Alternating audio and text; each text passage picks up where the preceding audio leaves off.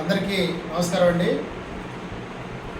నేను మీ తాండ్ర సాంబశివరావు, ఆంధ్రప్రదేశ్ రాష్ట్ర మాజీ సైనిక సంక్షేమ సంఘం అధ్యక్షుడిగా మాట్లాడుతున్నాను.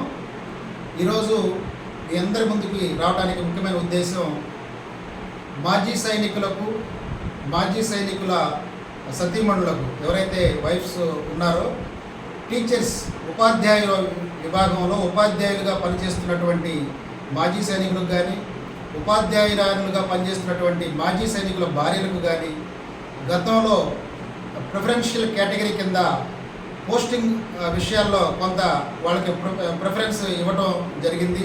అది అందరికీ తెలిసిన విషయమే.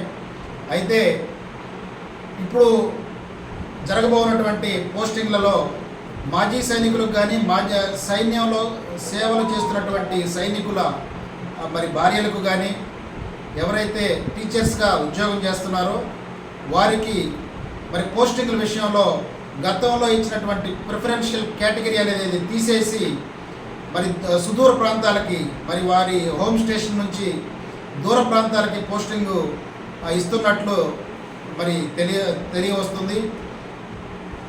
ఇలాంటి చర్యలను మాజీ సైనికులకు కానీ, సైన్యంలో సేవ చేస్తున్నటువంటి భార్యలకు, ఎవరైతే టీచర్స్ ఉపాధ్యాయులుగా పనిచేస్తున్నారో వారిని ప్రిఫరెన్షియల్ కేటగిరీకి కింద తీసుకోకుండా దూర ప్రాంతాలకు పోస్టింగ్ చేసే విషయాన్ని మాజీ సైనిక సంక్షేమ సంఘం రాష్ట్ర కమిటీ తరఫున మేము తీవ్రంగా ఖండిస్తున్నాము.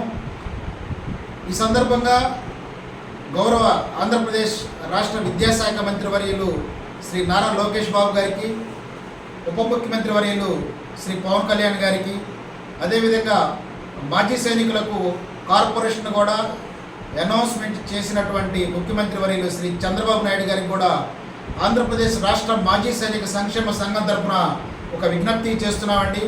దయచేసి సైనికులు వారి సేవ, దేశ సేవలో వారి సర్వీస్ మొత్తం కూడా కుటుంబాలకి, భార్య బిడ్డలు తల్లిదండ్రులకు అందరూ కూడా దూరాన ఎక్కడో మంచుకొండల్లో సర్వీస్ చేసి వస్తారు. వారు రీఎంప్లాయ్మెంట్, కొంతమంది మాజీ సైనికుల్లో ఉపాధ్యాయులుగా రీఎంప్లాయ్మెంట్ అయిన వారు కొంతమంది ఉన్నారు.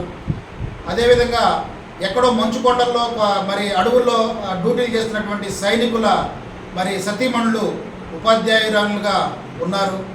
వారు వారి కుటుంబ బాధ్యతలు సక్రమంగా నెరవేర్చుకోవాలంటే ఇక్కడ కుటుంబం చక్కగా ఉంటేనే అక్కడ దేశానికి సేవ చేస్తున్నటువంటి సైనికులు చక్కగా సేవలు అందించగలరు. కాబట్టి దయచేసి మాజీ సైనికుల ఉపాధ్యాయ విభాగంలో ఉన్నటువంటి మాజీ సైనికులకు కానీ, ఉపాధ్యాయురాలుగా ఉన్నటువంటి సైనికుల భార్యలకు కానీ పోస్టింగ్ అనేది ప్రిఫరెన్షియల్ కేటగిరీ కింద తీసుకొని వారికి గతంలో ఏ విధంగానైతే బదిలీల విషయంలో ప్రిఫరెన్స్ ఇచ్చారో అదేవిధంగా పోస్టింగ్లకి సహకరించాలని చెప్పి మేము ఆంధ్రప్రదేశ్ రాష్ట్ర ప్రభుత్వాన్ని కోరుతున్నామండి.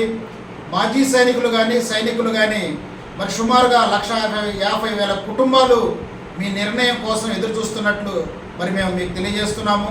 దయచేసి సైనికులు, బోర్డర్లో సేవలు అందిస్తున్నటువంటి సైనికుల యొక్క ఆవేదనని మీరు పరిగణనలోకి తీసుకొని మాజీ సైనికులు ఉపాధ్యాయులుగా సెలెక్ట్ అయ్యారంటే ఆల్రెడీ వారు 50 సంవత్సరాలకు పైబడి ఉంటారు. కాబట్టి వారి వయసు రీత్యా వారు గతంలో దేశానికి చేసినటువంటి సేవలని దృష్టిలో పెట్టుకొని ప్రిఫరెన్షియల్ కేటగిరీ కింద తీసుకొని వారికి బదిలీలు చేసే విషయంలో మా మాజీ సైనికులకు కానీ, సైనికులకు కానీ సహకరిస్తారని చెప్పి మేము ఆశిస్తున్నాం.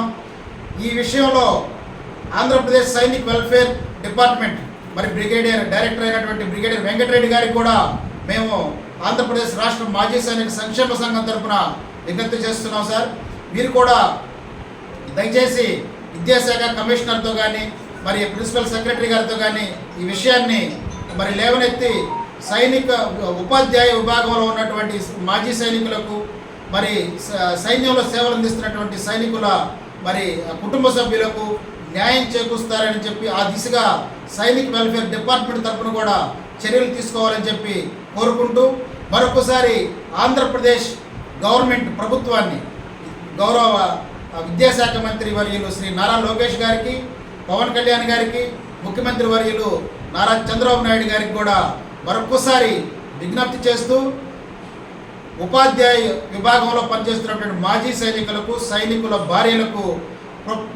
ప్రిఫరెన్షియల్ కేటగిరీ కింద బదిలీలు చేసేటప్పుడు కొంచెం గమనించాలని చెప్పి మేము మరొకసారి విజ్ఞప్తి చేస్తున్నాము. Thank you very much.